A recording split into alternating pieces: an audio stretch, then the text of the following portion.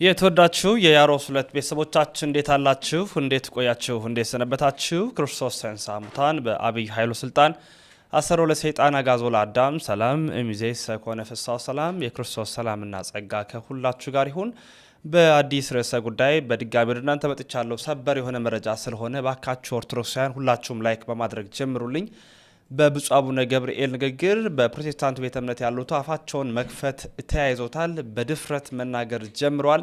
እመቤታችንን በክፋት አንደበታቸው በሚያቀረሽ ቃላቸው ማጣጣል ጀምረዋል። መነሻቸው የሆነላቸው አቡነ ገብርኤል ናቸው። አሁን እነ ትዝታ ሳሙኤል እነ በጋሻው ደሳለኝ ሌሎችም መጮህ ጀምረዋል። ዛሬ ታዲያ የትዝታ ሳሙኤል ሳይሆን የበጋሻው ደሳለኝን አቀርብላችኋለሁ። በቀጣይ ደግሞ ትዝታውስ ምን አለ የሚለውንም የማመጣላችሁ ነው የሚሆነው። ታዲያ ላይክ አድርጉልኝ። ነገሮችን እያጋለጥን እናምራለን፣ እናሳያቸዋለን፣ ወደፊት እንሄዳለን። ስለዚህ ባካችሁ ኦርቶዶክሳውያን በፍጹም ትህትና ሆናችሁ ነው ይህን መረጃ እንድትከታተሉኝ የሚሻው። እንደምናስታውሰው ብፁዕ አቡነ ገብርኤል በፍኖተ ጽድቅ አዳራሽ ውስጥ የተናገሩት ያስተማሩት የተለያዩ ትምህርቶች አሉ። ከቤዛነት ጋር ብቻ ሳይሆን ሌሎች ትምህርቶች አሉ። አሁን እሱን የተወሰነ ያህል ክፍል አሳያቸዋለሁ። ትዝታው በጋሻው ደሳለኝ መጥቶ እንግዲህ ግንብኝት እያለ ማርያምን ደግሞ ለማጣጣል የሄደበት ርቀት ደግሞ እጅግ ጸያፍ እና በጣም የሚያስጠላ ነው። እሱን ደግሞ አሳያቸዋለሁ። አሁን ማበድ ጀምሯል።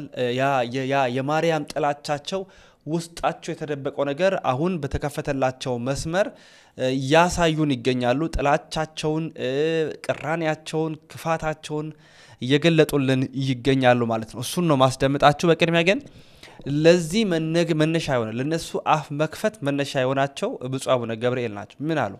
ከዛ በኋላ የበጋሻው ደሳለኝን አካትዬ አሰማችኋለሁ። ታዲያ ላይክ አድርጉ፣ ሼር አድርጉ። የሌሎች ኦርቶዶክሳውያን መልሶችንም በዚሁ ላይ የማስደምጣችሁ ነው የሚሆን። ሁላችሁም ኦርቶዶክሳውያን ላይክና ሼር ማድረግ ትብብራችሁን በማሳየት ጀምሩ። በቀጥታ ወደ ቪዲዮቹ አምራለሁ። ቤዛ አንድና አንድ ኢየሱስ ክርስቶስ ብቻ መሆኑን እንድታው ትንቢተ ኢሳይያስ 63 ቁጥር 9 ላይ በመልአክም በአማላጅም አይደለም ቤዛ እሱ ነው ተቤዣቸው የተቤዠን በደሙ በሞቱ። ፍጡር ቤዛ አይባልም። የትኛውም ፍጡር መልአክ ቤዛ ሊሆን አይችልም። ፍጡር ቤዛ ሊሆን አይችልም። ቤዛ ኢየሱስ ክርስቶስ ነው። አብ ቤዛ አይደለም። መንፈስ ቅዱስ ቤዛ አይደለም። አልሞተማ። የሞተልን ተላልፎ እጅግሩን ታስሮ የተሰቀለልን አንድ ቤዛ ዓለምን እየተቤዠው ለዓለም የሚበቃ መስዋዕት። አይገርማችሁም? እስራኤላውያን በብሉይ ኪዳን በቤተሰብ ቁጥር ልክ እያንዳንዱ በነፍስ ወከፍ መስዋዕት ያቀርብ ነበር። ነገር ግን ዓለምን ወክሎ ብቻውን ለዓለም የተሰዋ መስዋዕት ነው የቀረበው አምላካችን ኢየሱስ ክርስቶስ ብቻ ነው።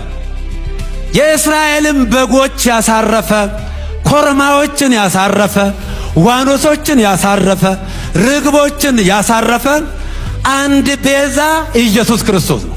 አንድ በሁለተኛ ደረጃ ሞታችንን የሻረበት የሞትን ክንዱ ብርት ሰብሮ ሞት እንዳለው ያሳየበት የዲያብሎስን ግዛት በሞቱ አንኮታኩቶ ጥሎ ተዋርዶ የነበረውን ተሰቃይቶ የነበረውን ወድቆ የነበረውን ረክሶ የነበረውን የሰውን ተፈጥሮ ማንነት አድሶ ቀድሶ ወደ ቤቱ የመለሰበት ታላቅ ቀን ነው። ሲኖዶሱ ራሱ በመንፈስ ቅዱስ አይደለም የሚመራው፣ በስልክ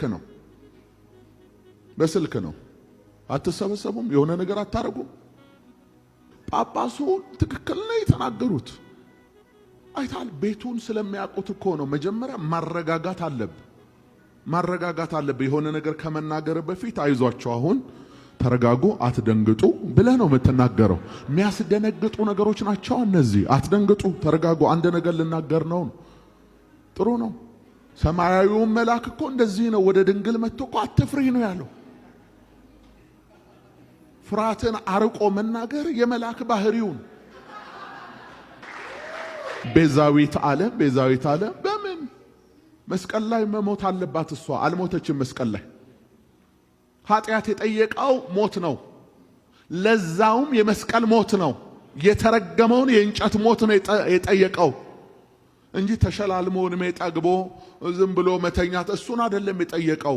የመስቀል ሞት ነው። ለዚህ ደግሞ በቂ የሆነው ኢየሱስ መጥቷል። ኢየሱስ በቂ ነው፣ ከበቂም በላይ ነው። እሷ ቤዛነትና እሱ እሺ ምንድነው? አይ ቤዛ የሆነውን እሱን ወልዳ ስለሰጠች። ለዛ ነው ቤዛ የሆነውን ወልዳ ስለሰጠች ነው ቤዛይት የተባለችው።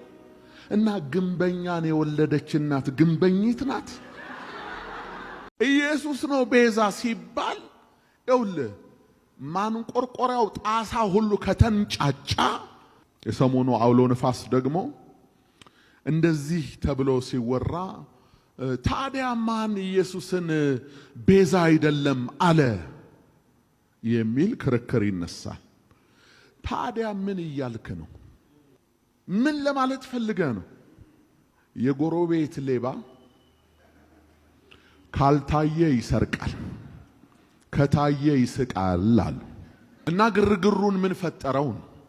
ትርምሱን ምን ፈጠረው? አሜን ሃሌሉያ ብሎ መዝጋት ነው የሚበጀው። ትርምስ ይሄ እኮ ማለት ምን ማለት እንደሆነ ታውቃለህ? የግድ አይናችሁን ያዙና እናሞኛችሁ።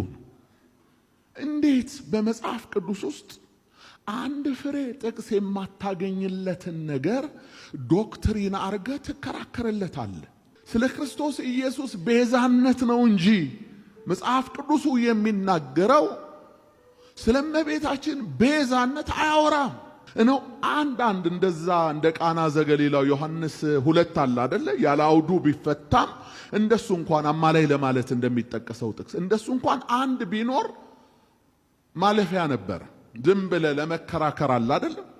አንድ ቤዛዊት የሚል የለም። የተሾመ ሰው ምልክት ትዕቢት ሆኖ እናየዋለን። ሁሉ ነገር ከክርስቶስ እንደተሰጠው ባለማወቅ ማለት ነው። ባለማዊው ትምህርት አይደለም፣ እንዳለመታደል ሆኖ በመንፈሳዊ ትምህርት በጣም ተሻሉ ተማሩ የምንላቸው ሰዎች ልብ ብላችሁ ከሆነ መገለጫቸው ትዕቢት ነው። ከተበተ ተምሯል ማለት ነው። በእኛ ቤት እንኳን እንዳለመታደል ሆኖ ይሄ ክርስቶስ ተግባር ያልገባው የክርስትናው ተግባር ያልገባው ሰው ይሄን አውቄያለሁ ብሎ ሲኮፈስ ይታያል፣ ሲመጻደቅ ይታያል። የተሾመ ሰው ምልክት ትዕቢት ሆኖ እናየዋለን። ሁሉ ነገር ከክርስቶስ እንደተሰጠው ባለማወቅ ማለት ነው። እንዲህ አይነቱ ጠባይ ከክርስቶስ ጋር ያለንን ህብረት ያሳጣል። ሊቃውንት፣ ደቀ መዛሙርት፣ ምእመናን ልብ እንበል። ከእግዚአብሔር ጋር ህብረት የሚኖረን በእግዚአብሔር ፊት ከፍ ከፍ የምንለው እንዲህ በፍቅር ራሳችንን ለሌሎች ዝቅ ስናደርግ ነው። ትክክለኛ የክርስቶስ ትምህርት የገባው ምልክቱ ትህትና ነው። አሁን በእኛ ዘመን እንዳለመታደል ሆኖ እግዚአብሔር ጸጋ የሰጠው ባለ ሀብት መገለጫው ትዕቢት ነው። ሲኮፈስ ይታወቃል። ሀብታም መሆኑ የሚታወቀው ሲኮራ ነው። ገድለ ቅዱሳን ይነገራል ይተረካል እንጂ አይሰበክም። ድርሳን ይነገራል ይተረካል እንጂ አይሰበክም። ከዚህ የዘለለ ትርጉም አይሰጠውም። ገና ለገና ገድል ስለሆነ በክሪቲክስ አይን የምታየው ከሆነ ገድሉን ልትጠቀምበት አትችልም። አንዳንድ ሰዎች ገና ለገና ገድል ላይ ስለተጻፈ ብቻ ውሸት ነው ለማለት ያቆበቁባሉ፣ ተረት ነው ለማለት ይንቀጠቀጣሉ። ግን ገድል ላይ የተጻፉ ነገሮች በተመሳሳይ መጽሐፍ ቅዱስ ላይ ተጽፈዋል። ለምሳሌ ጻድቁ አባታችን አቡነ አረጋዊ ወደ ደብረ ዳሞ ወይ ወደ ዳሞ ተራራ የወጡት በምንድን ነው? በዘንዶ። አታፍሩም? አሁን ይሄው ዘንዶ ይዞ ወጣ ስትሉ ብለው ሰዎች ተረት ያደርጋሉ። ግን መጽሐፍ ቅዱስ ገና ስገልጠው የሚጀምረው ሰውና እባብ ሲያወሩ ነው አይደለም? ሔዋንን ያሳታት ማን ነው? እስቲ እባብ ሲናገር ይገርማል ወይስ ሰው ተጠምጥሞ ወደ ላይ ይዞ ሲሄድ? የቱ ነው የሚገርመው? እባብ መናገሩን ያመንክ ሰውዬ እባብ ተጠምጥሞ ይዞ ወጣ ሲባል ለምንድን ነው የምትናደደው? ኢያሱ ፀሐይን አቆመ የሚለው ገል ላይ ቢሆን በበትር ባህር ተከፈለ ገል ላይ ቢሆን አለት ድንጋይ በበትር ተተርትሮ አፈለቀ ራሱ አረቶ አህያ አወርላች በሰው አንደበት ቢሆን ለምን ያን ተቃውሞ ለምን ያን አይጠይቁም? ይገርም ነው። ምን ያህል እንግዲህ ሲያሳድ እነዚህ ቅዱሳን በሕይወተ ሥጋ ሳሉ አጋንንትን ሲያሳድዱ ኖረዋል። ካለፉ በኋላ ደግሞ እሱ በለተለያየ ሰው ልብ አድሮ እነሱን ለማሳደድ ይሞክራል፣ ግን አይሆንም። የኢትዮጵያ ኦርቶዶክስ ተዋሕዶ ቤተክርስቲያን በመጽሐፍ ቅዱስ ተአምራት በገድላት ተአምራትም ታምናለች። እንግዲህ ክብር ሲገፈፍ ኃይል ሲነጠቅ በጋሻውን ይመስላል። እንግዲህ እንደተመለከትነው ነው። ያው ሲናገር እንኳን የሚስብ ነገር የለውም። አንዳንድ ነገሮች ሲነጠቁ በጣም ነው የሚያሳዝኑት።